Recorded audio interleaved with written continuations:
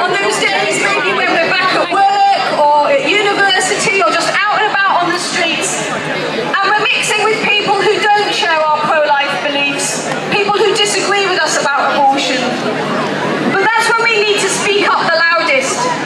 That's what it means to be pro-life. To go against the flow of mediocrity which is so pervasive in our society. Remember, it's the dead things that go with the current. It takes something alive to swim against it, and that's us. We need to show we're alive by using our voice to speak up for those who don't have a voice. Don't make the same mistakes that we have in England. We didn't speak up loud enough when we had laws that protected our unborn children, and we have paid a very heavy price. It has cost the lives of over 8.5 million of our unborn children. And not satisfied with that, just this week, our country has agreed to fund the abortions of babies coming from Northern Ireland to England. It makes me ashamed to be English.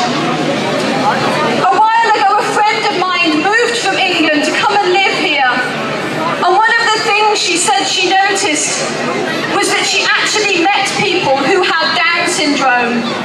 That may not sound surprising to you, but if you live in England, you rarely, if ever, meet anyone with Down syndrome. And of course the reason is because 90% of babies with Down syndrome in England are aborted.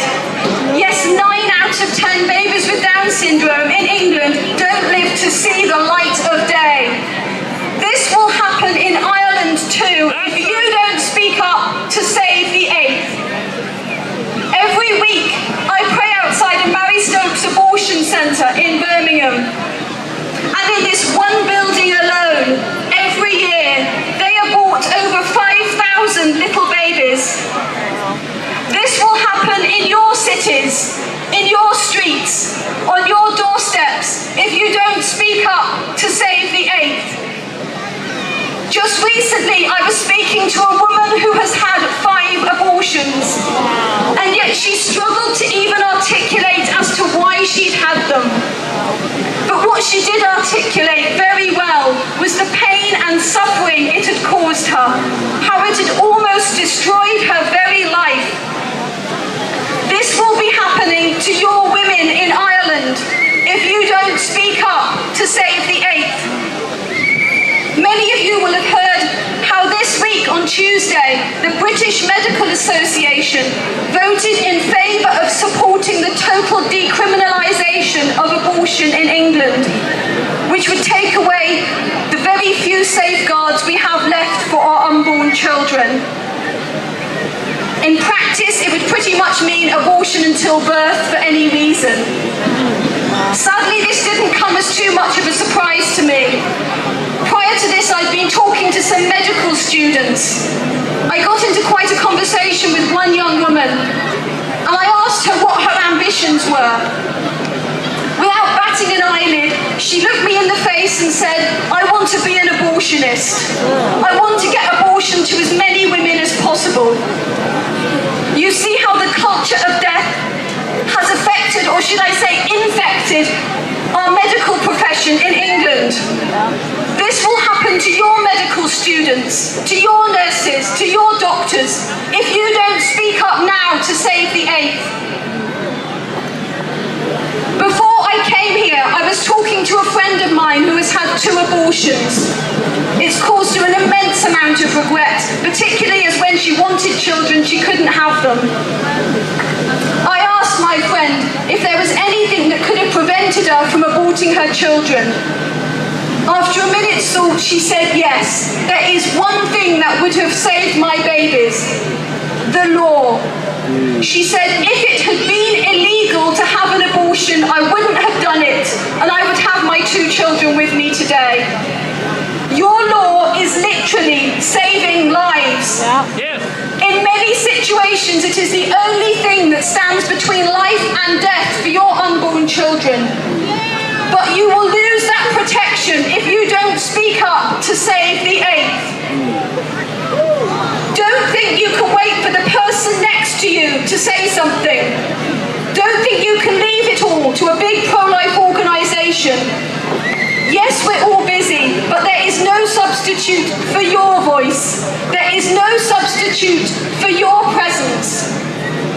Make no mistake, the prayers that you put in today, the efforts that you make today, will literally mean life or death for the future generations of Ireland. And know this too, there is no law, no organisation, no government, no nation, no power on this earth that has the right to take away the lives of innocent human beings.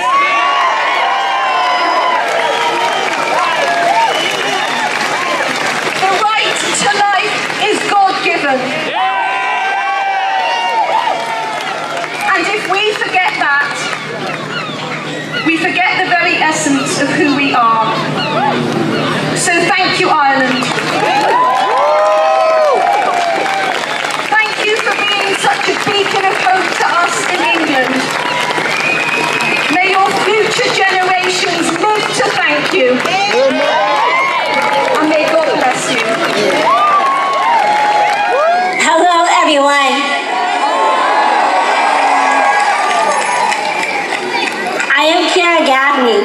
And I'm very proud to be here today to stand up for life, for all lives, to stand up for the life of the unborn child, even if that child will be born with Down syndrome.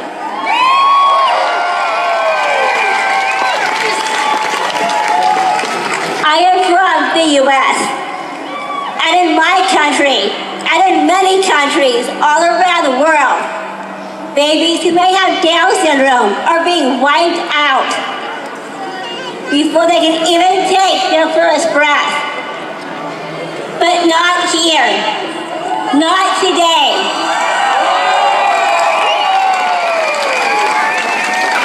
Not in your country. Not in Ireland.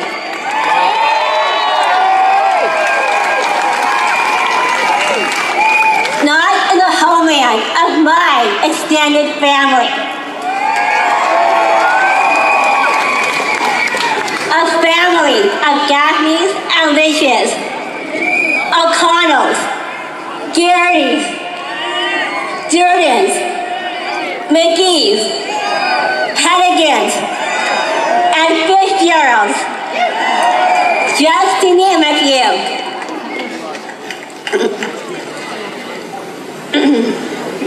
This was not my first trip to Ireland. I was welcomed here in 2009 when Ireland played host to the World Down Syndrome Congress. I was the keynote speaker for that conference, and I led a few workshops as well. The Down syndrome support groups in Ireland went out of their way to welcome us from all over the world.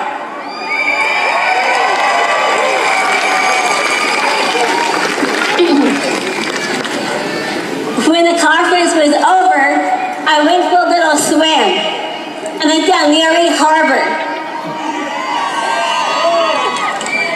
You see, I have some family connections to Dr. John Redmond, who was a swim organizer that year.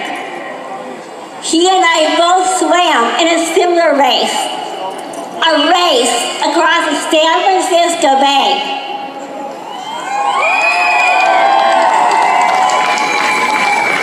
That was a longer race than Down Erie. And after some practice swims at 40 foot, he determined that I would qualify for the Dunleary Harbor race. He looked past my Down syndrome and saw a swimmer.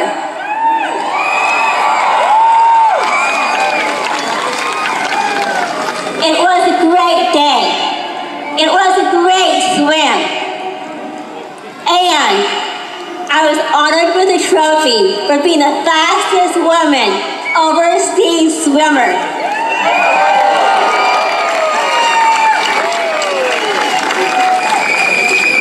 Now, I was the only woman overseas swimmer. But hey, a win is a win, right?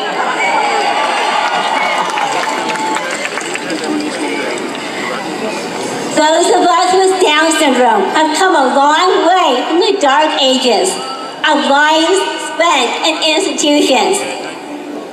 Every day, every week, every year, we are pushing the boundaries and barriers that were laid down for us so many years ago. Those boundaries and barriers are crumbling right before our eyes.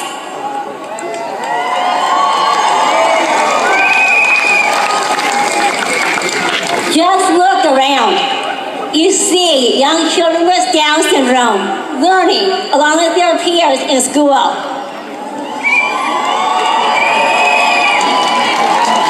You see young adults with Down syndrome seeking higher education.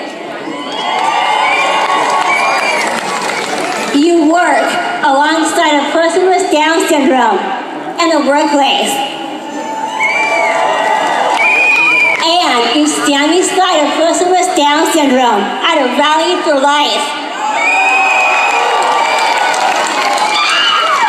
You carry the sign that says, "Stay the A."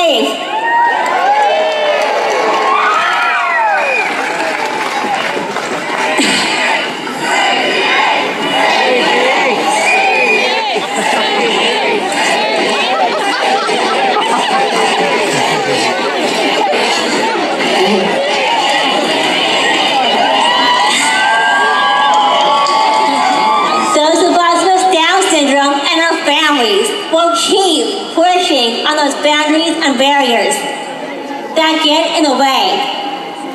With your help and your support, we will live up to the promise of the life you have protected for us. And each time one of us makes it a little farther on the road to inclusion, in the schools, in the workplace, and in the community, we will turn around and reach back and make the road easier for those who are just starting out now.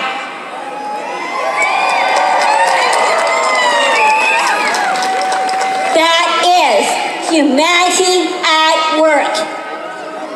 And it is alive and well in Ireland. We need to keep it that way, and we need to spread that humanity all across the world. Now, more than ever, we need to work together and raise our voices as loud as we can to reach the hearts and minds of people all across Ireland to save the AIDS.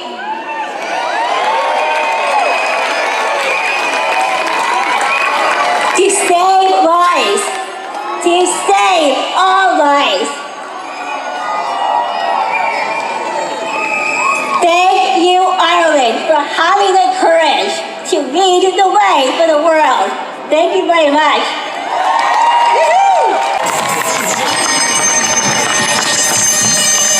Hello. Hello, Dublin. There's a few people from Galway here as well, I heard. Yeah! So, one thing I want to say at the beginning, because this is easy to remember. On Monday, go to whoismytd.com. Whoismytd.com and look up who the local TDs are in your constituency. And you'll get their emails and their phone numbers. It's on that site. And phone them and email them and ask them why they were not here today, if they were not here today. Because this is Ireland. This is Ireland. This is the real Ireland that is here today. We were crossing the Talbot Bridge and you were still coming around the corner of O'Connell Street, and you were coming up here towards Merrion Square, here to do what Ireland does best: shine as a beacon across this world for the most defenseless human beings, the unborn.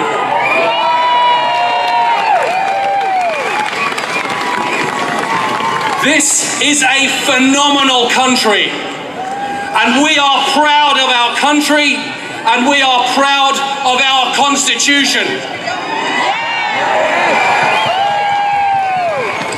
It shines, it stands out, it lights the world. Why does it do that?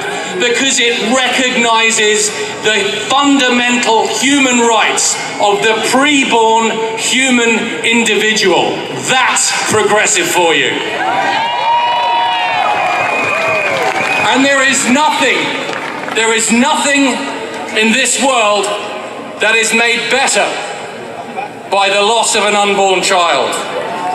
There is no woman in Ireland who cannot be offered, if the will was there, a better solution than abortion. And you're here today because you understand that no cause is more important than the cause of life.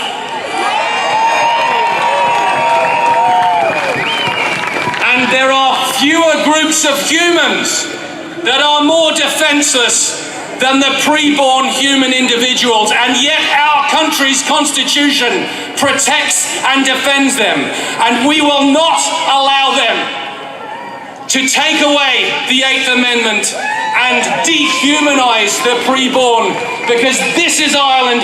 We stand for real human rights. We have courage. You've shown it today, and you are leading the world in this most important cause of fundamental human rights. You are making the difference. God bless you.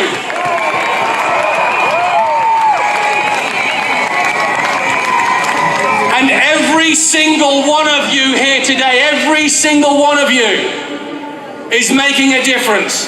Every single one of you is taking the next step forward in the defense of human freedom, in the advancement of human rights. Every one of you, you're making a difference.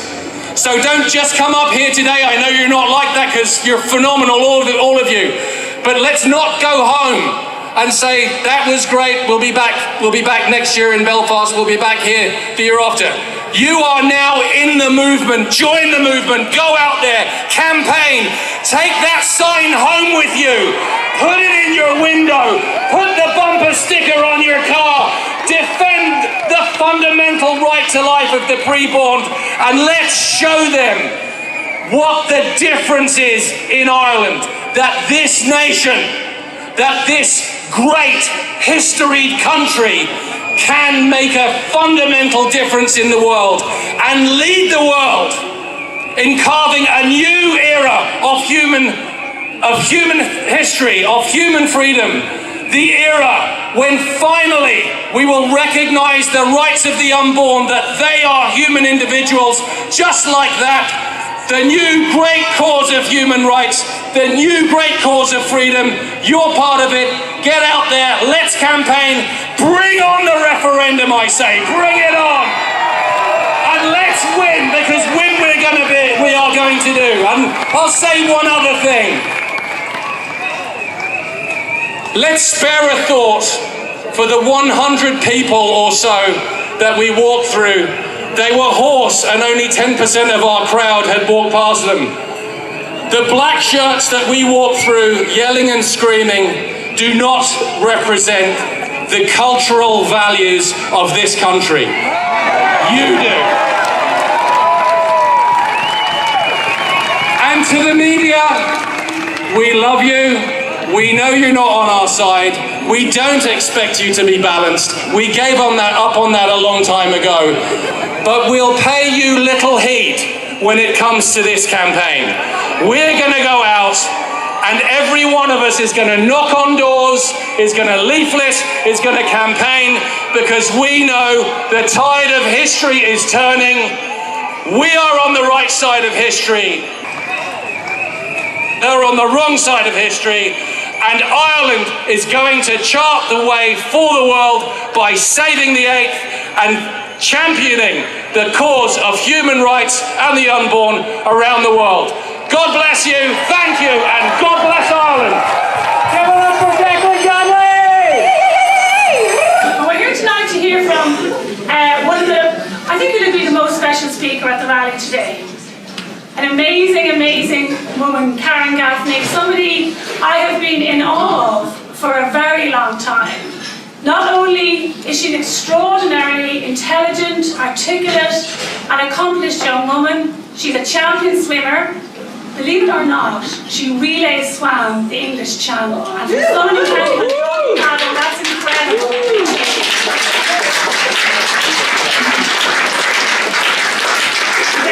Articulate. She's the only living person to have an honorary doctorate, with Down syndrome to have an honorary doctorate, and well deserving of that. And I think most of all, she can speak for her community in a way that is absolutely profound and moving and incredibly, incredibly powerful. And this week, you know that she's done things like TED Talks, you know that she's given speeches at major events all of the time. But I saw that at close quarter, I think, this week when we went on Thursday into Dáil Éireann to meet with TDs. And Matthew McGrath, TD, Fair Play to him, had organised this, and he got together different TDs to come and hear Karen speaking, and then to meet Karen at different stages throughout the morning. And can I just tell you how incredibly moved they were by Karen, by how articulate she was, by how she spoke about the realities facing people with Down syndrome when it comes to legalised abortion, how passionate she was, how informed she was. She moved them so much that many of the TDs who came to the rally today had other commitments in their constituencies, but changed their minds and changed their plans and came to hear Karen Gaffney speaking. So she's an incredible, incredible achievement. Thank you for that.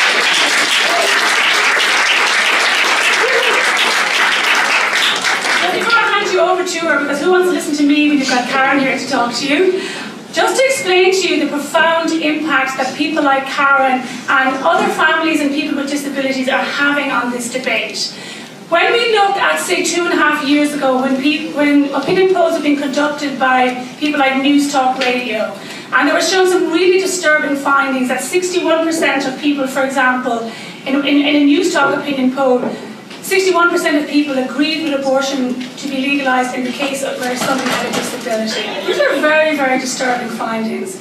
And then we had an amazing rally 2 years ago. Do you remember that? And where Mary Bridget Kelly spoke, or families of people with Down syndrome spoke, and families of people who had disabilities and people with disabilities found their voice. And their articles began to be published in mainstream newspapers like the Journal, like the Irish Times, like the Independent, and they were saying, don't change our culture. Keep our culture one that protects people like me. Don't have a culture like you have in Britain, where 90% of people with Down syndrome are aborted before birth. Or like in Iceland, where, like, unbelievably, tragically, 100% of people with Down syndrome are aborted before birth. Where not one child with Down syndrome has been born in the last 5 years.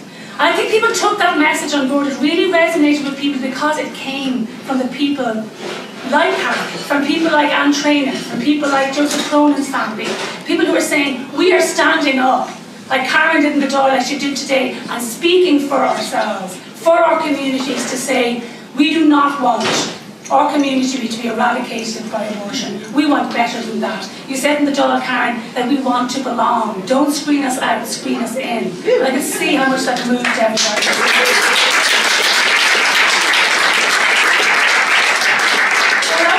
Ladies and gentlemen, we give a big welcome. I'm especially honoured to have her here tonight, Dr. Karen Gaffney. Good evening, everyone.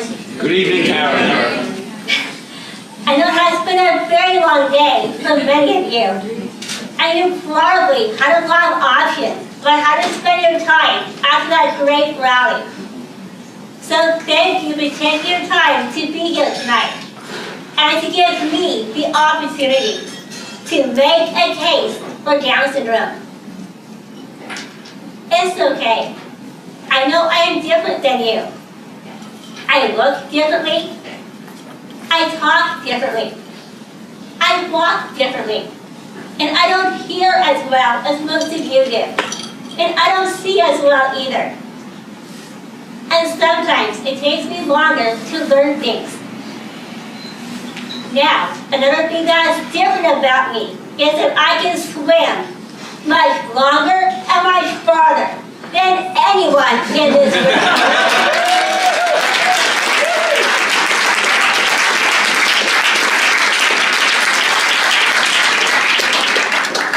And I'll be happy to challenge anyone to that test. But not now. Not tonight. Because tonight we have some different challenges to talk about. I should probably start by telling you a little bit about Down syndrome. The first thing I should tell you is, I have it. It is not a disease. You can't catch it from someone. It is not contagious, and I certainly don't suffer from it. I just have it. As most of you know, you have 23 pairs of chromosomes in every cell in your body. 46 total. Well, I have one more chromosome than you do. That's all Down syndrome is, just one extra chromosome. It is just a tiny piece of material that is so small, you can only see it with a special microscope. But that's where the trouble starts. And so do the differences. All those differences I just mentioned, except for the swimming. That has nothing to do with the extra chromosome. That's all me.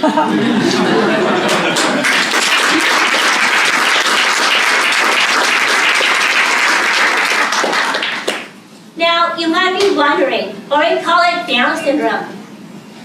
Why not call it something like Up syndrome? Yeah! Or do something more positive than Down? Well, it turns out, about 150 years ago, there was a doctor, John Langdon Down, in England, who first determined that all of us have similar characteristics. He didn't know about the X chromosome. That came much later. But unfortunately, we inherited his name anyway. Another thing you should know about me, besides the fact that I have Down syndrome, is that I'm an athlete. I'm a long-distance open water swimmer. A really long-distance swimmer. Now I know I don't look like an athlete to you, but looks can be deceiving. A few years back, 6 of us from my hometown jumped into the water at Shakespeare Beach in Dover, England. And we swam until we reached Cape Blanc on the coast of France. And I became the first person with Down syndrome to swim a relay across the English Channel. Wow.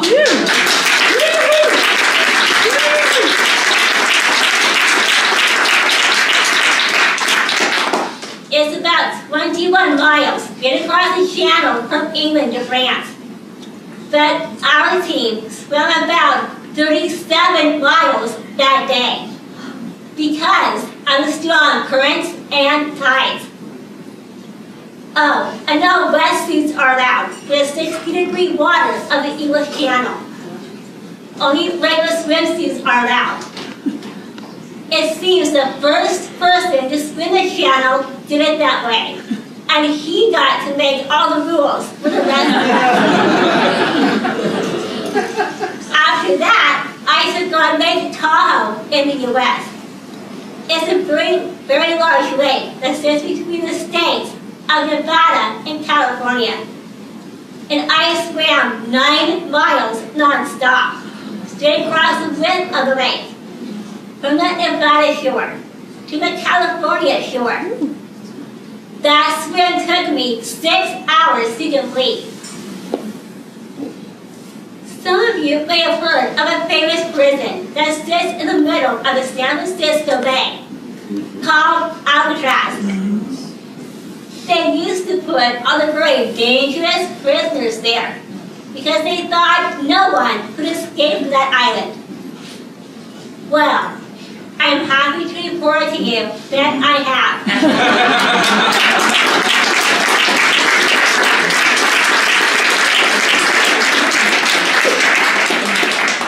I have done that swim from Alcatraz Island, where the prison used to be, all the way across the San Francisco Bay, 16 times now. And unlike some famous prisoners who have attempted that swim, I have lived to tell about it. I have done many other open water swims in Donner Lake, the Boston Harbor, Danbury Harbor here in Dublin, a 5-mile swim from Molokini to Wailea Beach in Maui, and an 8.5-mile swim from Vermont to New York on Lake Champlain, twice. Swimming 9 miles non-stop in 60-degree water was pretty hard for anyone to do, with or without Down syndrome. Dodging jellyfish in the English Channel was pretty tough too. But working to stay included in a regular classroom study, getting my high school degree, and a 2-year college degree was a lot harder than any of the long distance swims I have tackled. Over the last 10 years, I have talked with audiences all over the country and all around the world about the importance of inclusive education for people like me with Down syndrome. I have shared my experiences and have helped to influence changes and raise expectations of others about what people like me can accomplish. I also talk about the importance of regular exercise for everyone, but especially for people like me. But I'm not going to talk about any of those things tonight, because tonight we have something way more important to talk about. I'm here tonight as an advocate for Down syndrome, at a time when we need as many advocates as we can get, with voices as loud as they can be. Because those of us with Down syndrome and our families face a very difficult future.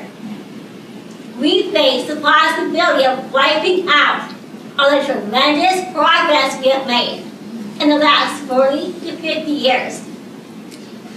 You see, there's a whole industry out there focused on prenatal screening. Screening that would wipe us out before we can even take our first breath. Now that you can test for Down syndrome before birth, there are many experts in the medical community who will say this extra chromosome we carry around is not compatible with life. Not compatible with life? So think about that for just a minute. Think about all the people you know with Down syndrome. It may be your cousin, your brother, or your sister, the person you see at the grocery store, the child in your son's class, the little girl you see at Mass on Sundays, the young people with Down syndrome you saw at the rally this afternoon. Are we not compatible with life? You know, 50 years ago, and in my country, didn't even have a place in the classroom. But families started to ignore the experts and pull together with other friends and supporters they could have missed. They started knocking down doors, pulling out all stops, standing up for our rights, and getting legislation passed that allowed people like me into the classrooms in the 80s and 90s. And then we started getting into classrooms all around the world. Many young people with Down syndrome who are around my age are part of the first generation of early intervention programs, inclusion in schools, speech therapy, physical therapy, regular exercise, and rising expectations. We owe a great deal to the generations before us. They all had the courage to see things differently, to ignore old data. They said no to institutions, and they spent more than a generation paving the way for us, imagining all sorts of new possibilities: education, inclusion, independence. They opened the doors for us, and we walked right in. Well done, well done.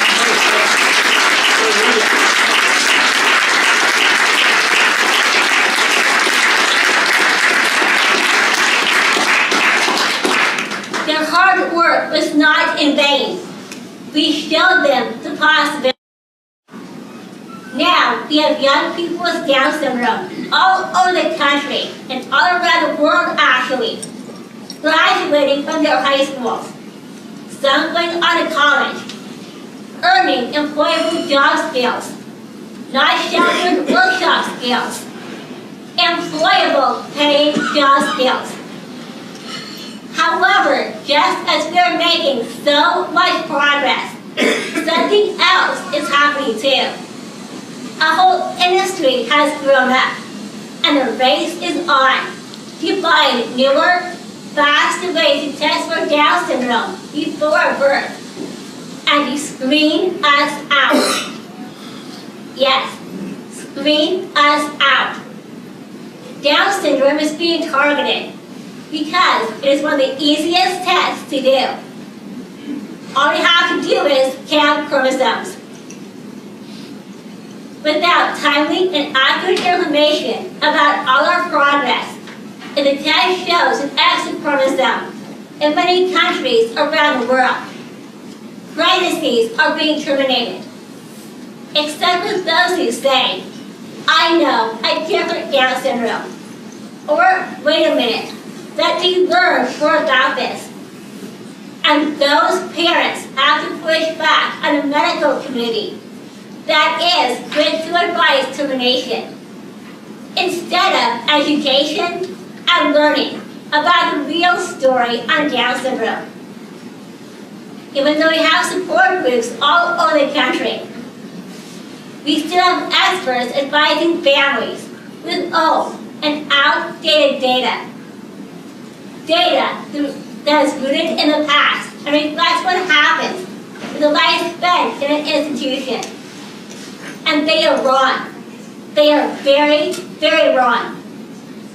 We need to rewrite the data the experts turn to. We need to help people see that Down syndrome is a life worth saving. It is a life worth choosing. It is a life worth living.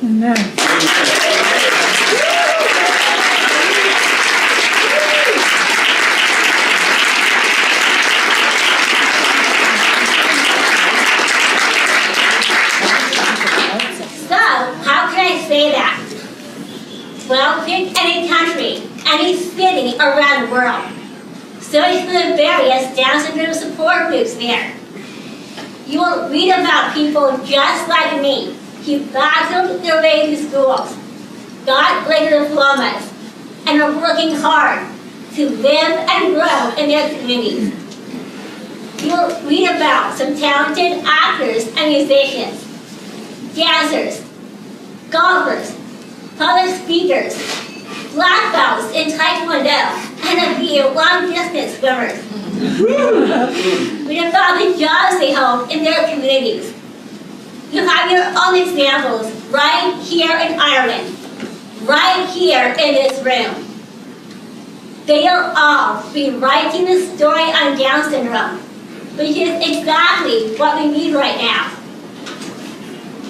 I know that it is far from perfect. Breakthroughs haven't come for everyone. We still have battles to fight for inclusion in too many classrooms around the world. Unemployment is still a huge hurdle for us. But we cannot ignore the tremendous progress we have made. Unfortunately, the prenatal testing industry is allowed to do just that. And to ignore the real story on Down syndrome. The voice of Down syndrome in this century has to be loud enough and powerful enough to end the discrimination that exists today in funding medical research that would improve our lives, not prevent them in the first place. The Global Down Syndrome Foundation in Denver, Colorado are raising private funds and are making breakthrough progress on medical research that will do just that, improve our lives. With their stated goal to eradicate the medical and cognitive ill effects associated with Down syndrome. They don't want to screen us out. They want to fix what is hurting us and make our lives better. So, isn't that what life is all about? Yes, yes, yes.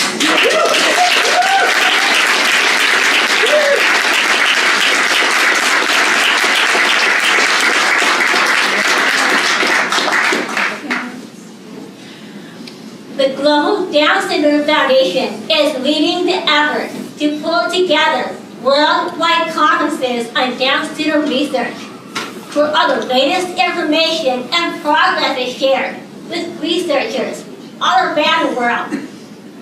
We need this effort to outrun the prenatal testing industry. And now it is up to us, all of us, with and without Down syndrome, to stand together and to screen us in. Not.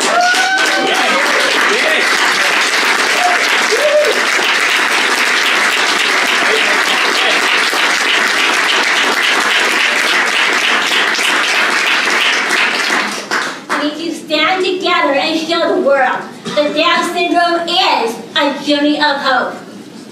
It is a life worth saving. It is a life worth living.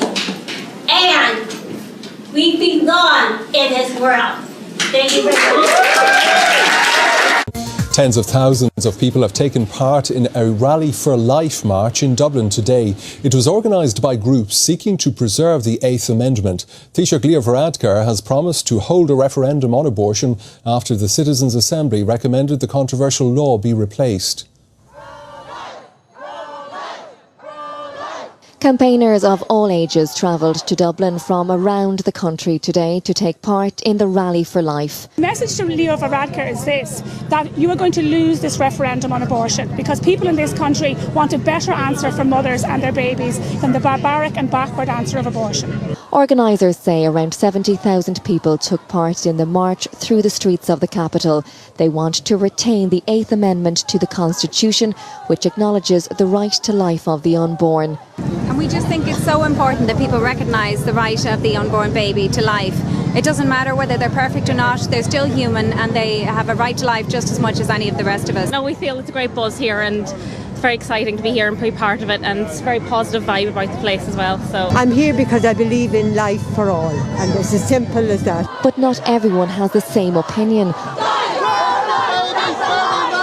Pro-choice campaigners lined O'Connell Street this afternoon. I feel really positively that the Irish people will vote for a removal of the Eighth Amendment. We want it repealed completely.